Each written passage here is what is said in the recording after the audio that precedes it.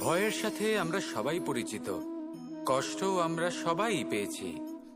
কখনো কখনো আমরা অসুস্থ হয়ে পড়ি, আর এমন সময় হলে মাতার মমতা, কখনো বাবার স্নেহ, কখনো বন্ধুদের পাশে থাকার অনুভূতি আমাদের রোগ নিরাময়ে সাহায্য করে। কখনো যদি আমরা নিরাশ হয়ে পড়ি, তখন যদি আমাদের কোনো আপনজন আমাদের দুটো ভালো কথা বলে, তখন আমাদের মনোবল বেড়ে যায়। ঠিক তেমন সংসারের এই রঙ্গমঞ্চে যদি আপনি পীড়িত অনুভব করেন,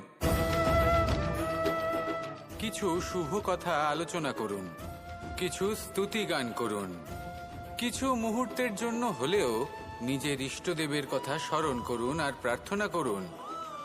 সাহস বাড়বে, শক্তিও বৃদ্ধি পাবে এবং সামনে এগিয়ে চলার পথও দেখতে পাবেন।